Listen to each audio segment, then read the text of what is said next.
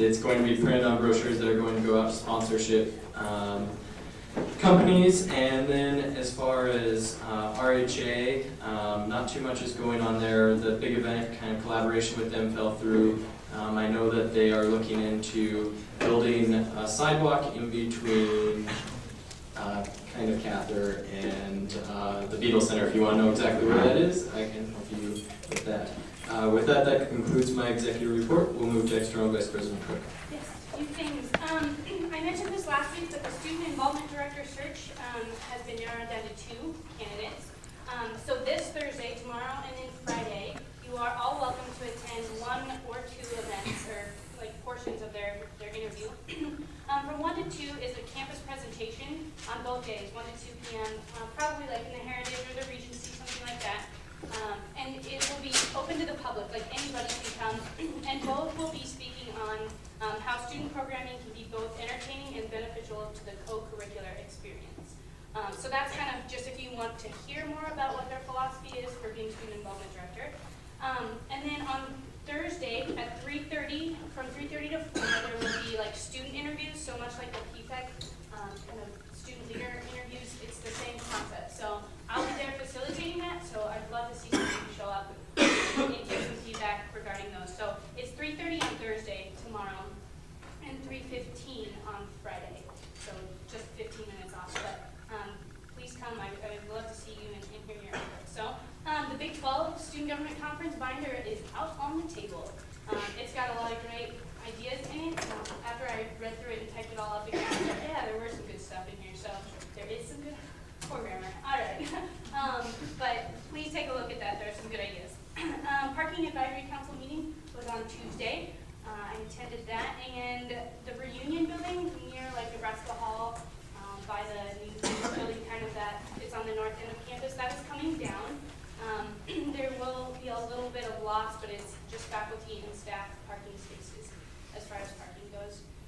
And then Cole Easterday is technically our representative on the board, and he is willing to work with anyone or hear any parking concerns that students have. So his email is coleeasterday@gmail.com, pretty standard, and I'll try and put that in the takeout. So if you hear of students who have parking concerns, email him, because that's his job to take it to the Parking Advisory Council. Dan Carpenter, the head of Parking and Transit Services, sits on that. So that's like a direct way to take student concerns. You can let me know too, that's always an option. The Secretary of State's College Advisory Committee met this past Friday. It was a great introductory meeting. Something that kind of came to mind was that it was a good reminder to always put voter registration. So there's always students that turn 18 that need to vote or register to vote. David Barmore and I will be putting out applications, voter registration cards in the ASUN office. So if you don't see those by the end of the week, just bug me. And then you'll see a resolution about the Secretary of State's College Advisory Committee coming before Senate before the end of the semester. And then last thing, I need to see all CPA senators in between this and the town hall. So, thank you. Okay, thank you. We'll move to speaker achievement. We had a really good campus wellness committee meeting on Monday. We narrowed down a lot of plans, met for over an hour and a half almost. Talked to people from the health and the rec, talked about student fees, about how we fund the project, that kind of thing. Trying to narrow it down to 3 to 5 concrete project ideas involving East Campus Rec, City Campus Rec, and the health center. Optimistically, we're looking, and tentatively, we're trying to get a plan in place to Senate by the end of the semester. I'll keep you posted whether or not that happens. That could be really exciting. So be on the lookout for that. I'll try to keep you posted as much as possible with how that goes out. As President Collins alluded to, office hours, make sure you're doing them. We're really sparse on East these last 2 weeks, so if you could please get out there, that would be really helpful. If you don't know how to get out there, you should, and stop by. It's at the desk right next to the office. That's where the key location is. So please get out there. As well as on the city, make sure you're doing them. Fill in the sheet if you're not doing that, so I can be aware. The sheet was very sparse on city even. So make sure we're doing those, please. It's really important that you're working a lot of that time. I know things are busy, especially now. It's really good opportunity just to get in there and meet with people. The office has been really busy of late with this 475 ride stuff. So it'd be nice to have you all in there. Obviously, no meeting next week due to Thanksgiving break, so hopefully you will enjoy that. And when we come back in December, we will talk about the evaluations that we filled out in closed session. So that's all I have. Do you have any questions on that? Okay, thank you. I'll just remind you we have 10 minutes until 7 o'clock, so if you could keep your report short, that'd be great. Appointment Secretary Garcia. Hi. I am the executive member on the electoral commission, so if you looked in your inbox yesterday, I think Marlene sent out the rules that we have decided on for this year's election. So on December 2nd, which is our next meeting, there will be as many electoral commission members here as possible to answer your questions. But if you want questions answered before then, email our commissioner. Her name is Kristen Cook, and the email is actually, her email is in the email Marlene sent, but if you want to know, you can ask me later, or you can send me a question. And yeah, that'll just end there. Thank you. I will move to GLC Chair Barber. Thank you. With the local subcommittee, we are currently working on Reed Spigular is spearheading a sidewalk project with students on campus will be able to, through a website, report any sidewalks they have any problems with. And so we're really going to start putting some publicity out in regards to that.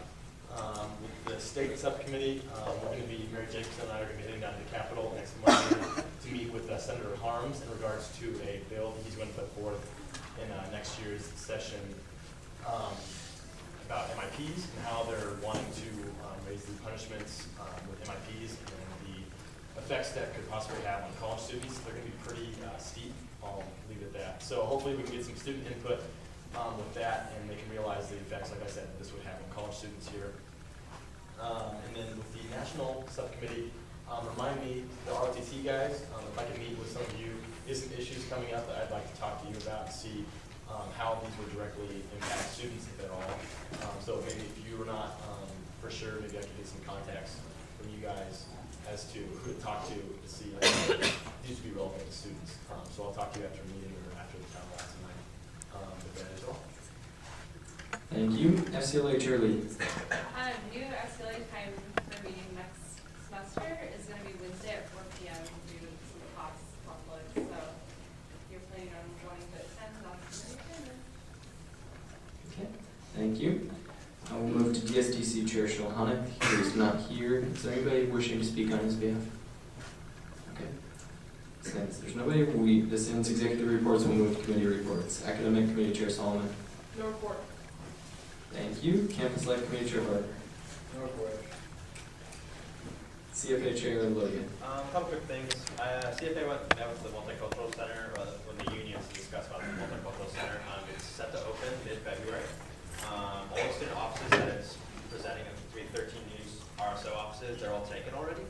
And this morning I met with Dr. Garrison at the Health Center to discuss the web portal, which is this thing that allows students to ask a nurse questions, make appointments online, and see if their past appointment history.